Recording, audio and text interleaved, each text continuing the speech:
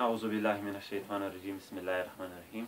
زده کوونکو نن ورځ تاسو ته د نهم فصل درسونه پیل کیږي. تمه ده چې تیر درسونه مو زده شوي وي. د نن ورځې درس موضوع ده ټکی په مستوي کې. له دې مخکې ښه ده چې ټکی مستوي قایم خلونه ځان دلته وپېژنئ. ټکی تر اوسه پورې هر هغه شکل ته ویل کیږي چې ځانګړی تعریف ورته نه دی شوی. یا دغسې ویلی شو چې د پنسل نرۍ څوکۍ څخه لاسته راغلی شکل ټکی دی. مستوي هوارې سطحې ته مستوي ویل کېږي، لکه د تختې مخ، د کتاب مخ، د میز مخ او داسې نور. قایم محورونه د ایکس او وای په نامه دوه محورونه چې پر یو بل باندې موجود وي قایم محورونه بلل کېږي، او دغه د قایمو محورونو څخه لاسته راغلی سیستم د لومړي ځل لپاره د عدد او ټکي ترمنځ د اړیکې ښودنې لپاره د دقت عالم په مرسته رامنځته شوی دی. نو ځکه دلته د قایمو محورونو سیستم موږ د دقت مستوي په نامه هم یادولی شو. یاد ولرئ چې په خپله د قایمو محورونو جوړښت ته د قایمو محورونو سیستم هم ویل کېږي. اوس تاسو دا خبره زده کړئ چې په مستوي کې هر ټکی د یوې مرتبې جوړې سره تړاو لري. په مرتبه جوړه کې څه شی وي؟ په مرتبه جوړه کې د ایکس او وای محورونو څخه لاسته راغلي عددونه وي. په مجموع کې مرتبه جوړه موږ دغسې ښایو، قوس شروع ایکس او وای قوس بند. دغه یوه مرتبه جوړه ده او دغه یوازې د یو ټکي نمایندګي کولی شي په خاص ډول. دا خو عمومي شکل دی، که په خاص ډول موږ یوه مرتبه جوړه ولیکو هغه یوازې د یو ټکي نمایندګي کولی شي. په یاد ولرئ چې په مستوي کې کله موږ ټکي ښایو مختلف سمبولونه ورته کاروی شو. مثال د ا ټکي مرتبه جوړه، د بي ټکي مرتبه جوړه او دغسې نور.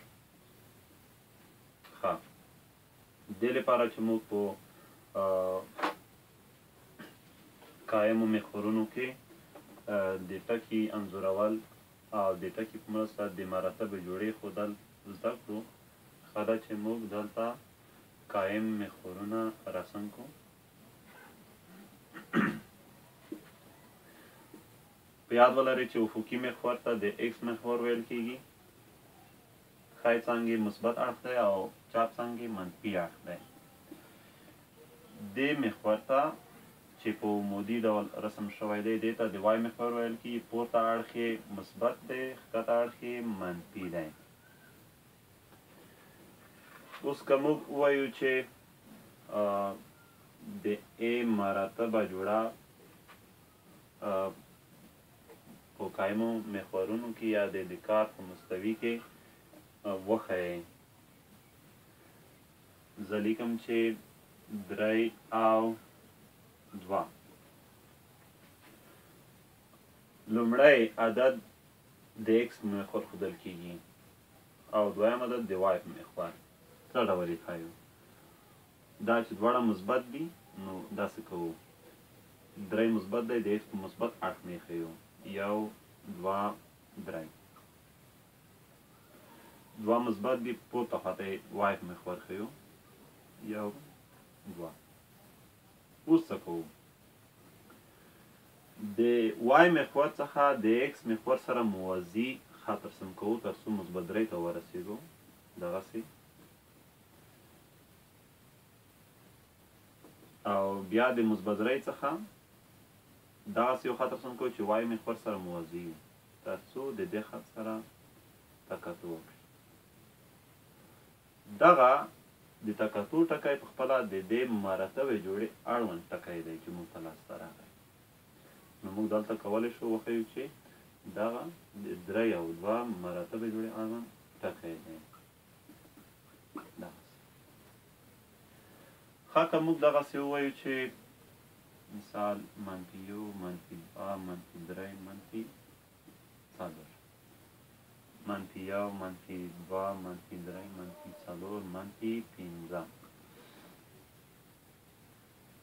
که موږ ووایو چې دغه یو ټکی دی د بي په نامه د دې اړوند مرتبه جوړه لاسته راوړئ نو څه به کوو اول به ایکس محور عدد مطالعه کوو -1 -2 -3 -4 نو دلته لیکو -4 کما بیا د وای محور عدد مطالعه کوو -1 -2 -3 -4 -5 نو دلته لیکو -5 په دې سره کولی شو موږ د مرتبې جوړې په مرسته ټکی وښیو او د ټکي په مرسته موږ مرتبه جوړه وښیو ښه ګران زده کوونکو هیله ده چې ټکی مستوي قایم محورونه د ټکي ښودنه په مستوي کې یا د قایم محورونو په سیستم کې هیله ده چې دا مو زده شوي وي بیا چې د یو بل درس سره حاضرېږم بیا له پامانه